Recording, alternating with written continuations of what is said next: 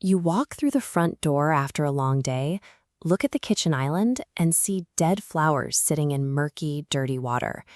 When you feel betrayed, your logical adult brain, the prefrontal cortex, completely shuts down.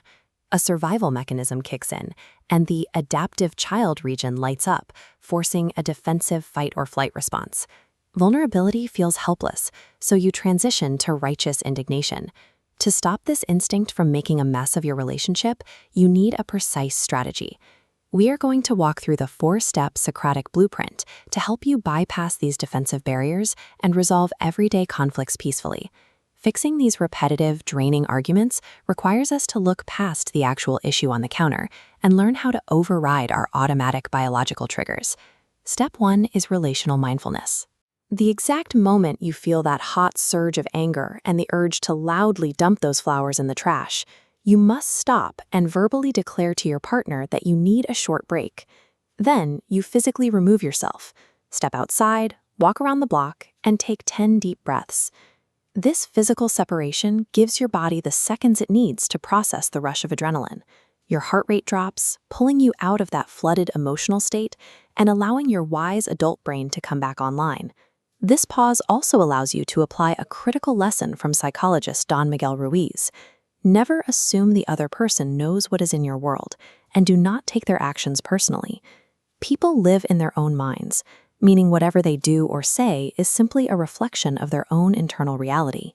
If you refuse to walk away and instead stay in the room to unload your hurt feelings, you end up taking their behavior personally and absorbing their emotional poison as your own.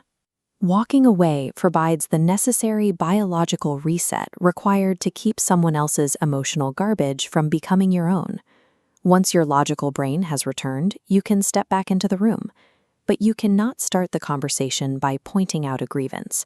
Instead, use a conversational technique pioneered by Socrates. Ask a series of simple questions designed entirely to guarantee a yes answer. Start with common ground to test their receptiveness. You might ask, "Can we agree that we both just want to have a peaceful evening?" When they agree, watch their physical posture. You will see them start to relax as they transition out of a neuromuscular state of rejection and into an open dialogue. The major pitfall here is using the word no. Starting a difficult discussion with a no instantly sets our body and mind to defense mode. Skipping right to the messy counter guarantees a fight. Engineering a sequence of yes answers rewires their receptiveness, keeping communication open when you finally reach the main issue. Now you transition to the actual problem. Dale Carnegie observed that when dealing with people, we are dealing with creatures of emotion driven by pride. You have to take the spotlight entirely off their ego and place it on the objective facts. Use a gentle, softening phrase to introduce the issue. Say something like, "I could be mistaken here, as it happens often, but let us review the facts together." This echoes Abraham Lincoln's approach to addressing mistakes. A drop of honey catches more flies than a gallon of gall.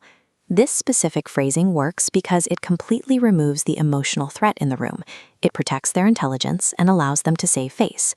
The absolute worst strategy you can use at this stage is pointing your finger and explicitly telling them they are wrong. Presenting pure logic against an emotional creature does not change their underlying belief.